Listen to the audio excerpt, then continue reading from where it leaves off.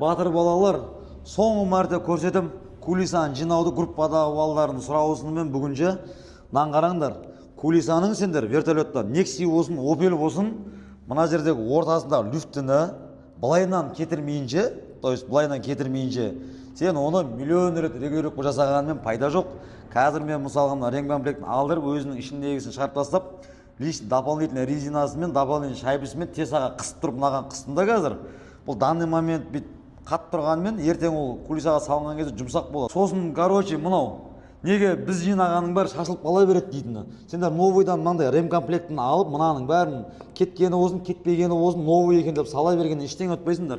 Міне мен қанша оны жинаймыз ғой. Дәл осы бәлені қытайскиін қолданбаймыз ше. Өйткені мынау қазір жазда өтірік еріп кеткен жұмсақ пластмасс, қыстың күні мынаны сәл битсең пырт етіп сына береді мынау ше. Ал өзінде тұрған оригиналы, егерде люфтісі жоғынан екеуінен біреу, үшеуінен біреу жинайтын болсаң, мынау короче дәл осылай тұра береді. Қыстың күнде осындай қаттылығы, жаздың күнде осы. Сосын көп балдар мына жерде резинада люфті бар дейді. Оның резинасына мен мына жерден мынаның резинасын шығарам да сыртқа, астынан 4 круг изолент орайым да қайтадан кигізіп жіберем. Сосын мына жерде де кішкене болар-болмас люфті бар.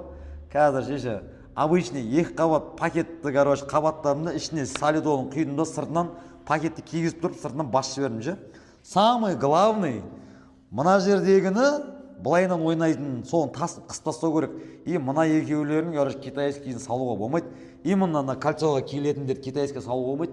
Ішіне қазір литолдарын ұрдым да мамалатып тұрып жинап жібердім. Үстіп ұрып жатырық ше, жұрттың бәрі бай емес, қолдан келгенше жоқтан бар создавать деп ше.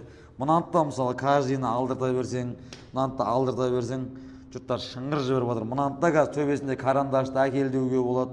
Бірақ мынау қазір JM'ский өзінде тұрған JM болар болмас люфті болған күнде де китайскийінен өлші өлі қарт. Қазір мен әшейін мен екі қабат өзінің ремкомплектінің пакетін екі қабаттадым да шариктің басына кигізіп, бірінші шариктің басына литол жабып алдым да кигізіп салып жібердім. Қазір грамм люфті жоқ. Мынаның короче не былайынан люфтісі жоқ, не мына жерде карандашта люфті жоқ. Көрдіңдер ма?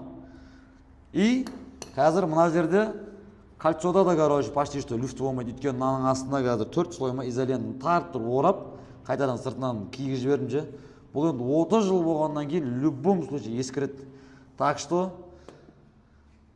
неге біздің жинағаным шашылып қалады, деп китайский жинай бермей барынша оригинал қалдыруға тырысыңдар жігіттер. Сол кезде нормальный кулиса шығады.